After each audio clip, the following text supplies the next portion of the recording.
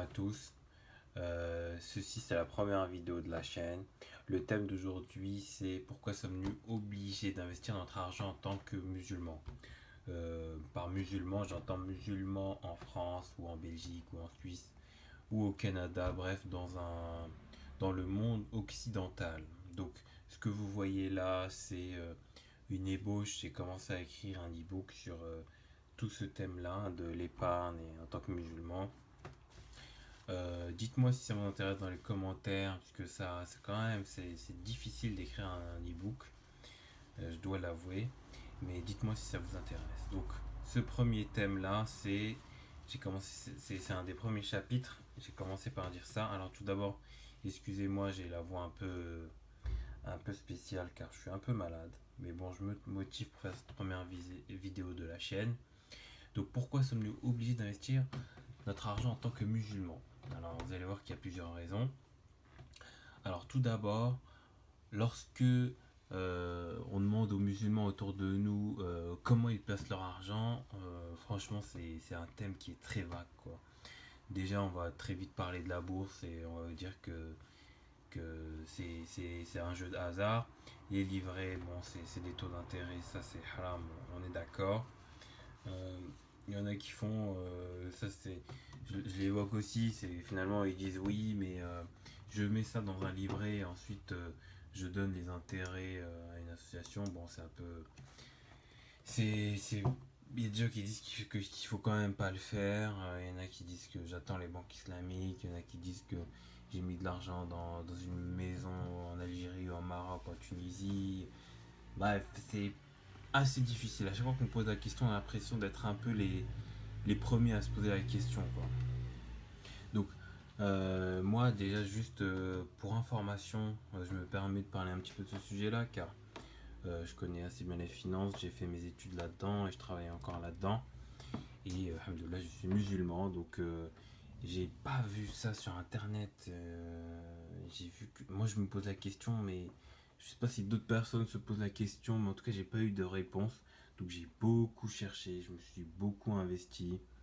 J'ai passé beaucoup de temps sur internet à lire de la littérature aussi en anglais, des banques islamiques, des papiers, etc.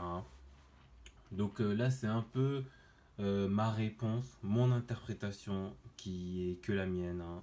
Et si vous avez une meilleure, n'hésitez pas à la mentionner, à la partager, hein.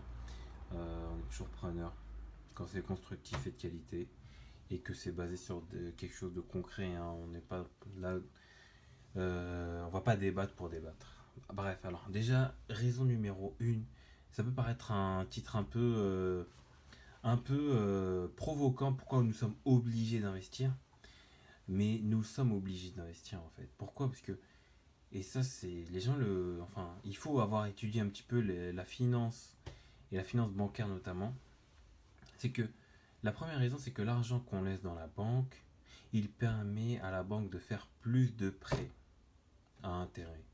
En fait, je ne vais pas rentrer dans les détails, mais la banque, elle peut faire des prêts à des particuliers ou des entreprises en fonction de l'argent qu'elle a, des dépôts qu'elle a. On appelle ça des dépôts, mais en gros, des comptes en banque qu'elle a.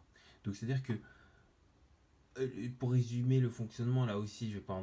Et en plus, mes cours sont assez loin, hein, je vais être honnête. Mais en gros, il y a un levier de.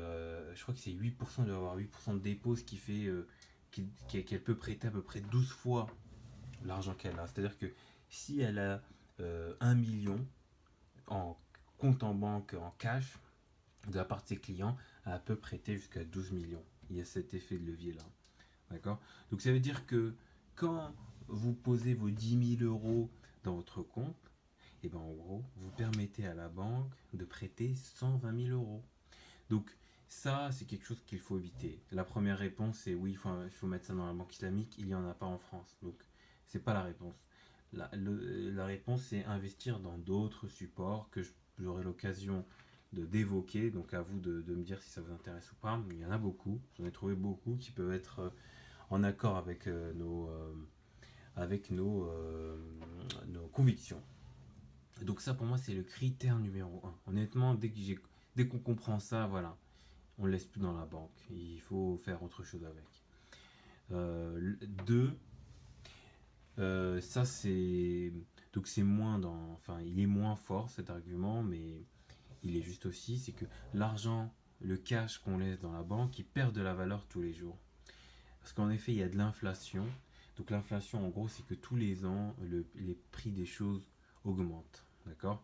En France, sur 10 ans, c'est à peu près 1%. Donc ça veut dire que tous les ans, les prix augmentaient de 1%. Donc ça veut dire que si, je donne un exemple, on laisse 100 000 euros dans votre compte, on est en train de dire, donc avec 100 000 euros sur un compte en banque, qu'on perd environ 100 euros par mois. Oui, 100 euros par mois, puisque c'est à peu près 100 euros par mois, c'est à peu près 1000 euros par an. Donc j'arrondis les chiffres hein, pour pas. Mais parce que l'inflation elle est à 1,2 plutôt sur 10 ans. Mais donc si c'est 1,2%, c'est-à-dire qu'on perd à peu près 1200 euros sur 100 000 euros par an. Si je dis pas de bêtises, hein. Je crois que c'est ça, voilà, 1200 euros par an. Donc 1200 euros, ça fait 100 euros par mois. C'est-à-dire que tous les mois, on perd 100 euros par mois. C'est-à-dire que les 100 000 euros que j'ai, et ben, le mois d'après, ils perdent 100 euros de valeur. Le mois d'après, ils perdent 100 euros de valeur et ainsi de suite. Donc, nous, en tant que musulmans, finalement, on n'aime pas le gâchis. C'est quelque chose qui est. Enfin, quelque chose d'important. Il suffit de voir la vie du prophète. Il fait très attention à ça. Et vraiment, c'est un peu notre façon de vivre. On n'aime pas le gâchis. On ne va pas aussi non plus gâcher l'argent. Puisque l'argent, finalement, ça représente du temps et de l'énergie. Donc, quand on se lève le matin, on va travailler, c'est on échange notre énergie contre de l'argent. Donc c'est de l'énergie que vous avez investi dans quelqu'un ou dans quelque chose que vous perdez. Et notre énergie est limitée, hein, on ne va pas vivre éternellement. Donc on a l'obligation de protéger notre capital pour le faire fructifier pour notre sécurité, celle de nos familles, celle de nos enfants, ainsi que pour les pauvres. Il ne faut pas oublier que plus finalement on a d'argent, plus on va payer de zakat, et ça va être bénéfique aussi pour les pauvres. Donc là aussi, je pense que c'est un comportement qui n'est pas en ligne avec notre religion. Voilà. Que faire alors du coup, maintenant qu'on a compris qu'on est obligé d'investir son excédent d'argent. Alors c'est la partie suivante. On verra si j'en parle bientôt. C'est dans quoi est-il halal d'investir son argent. Et ça, je peux vous dire que une fois qu'on a compris un peu ces deux arguments que j'ai cités, donc, et surtout le premier qui est que grâce à votre argent, la banque peut prêter plus, il faut faire quelque chose. Et donc j'ai passé beaucoup de temps à essayer de comprendre ce qu'on peut faire, ce qu'on peut pas faire, le pourquoi du comment. Je suis tombé, j'ai un petit peu rédigé mes réponses ici. Actions, obligations, immobilier, avec les différents supports en action, les supports en immobilier, les différents supports en matière première, il y a d'autres aussi actifs. Donc n'hésitez pas à me dire si ça vous intéresse, à me mettre des commentaires sur ce type de vidéo. Qu'est-ce que vous en pensez? Comment vous aimeriez bien voir la suite? Est-ce que l'e-book est intéressant? Quelles sont vos questions principales en fait? C'est ça qui m'intéressait. Quelle est la question pour vous qui n'est pas résolue? Le problème pour lequel vous n'avez pas de réponse, n'hésitez pas. Merci, à bientôt.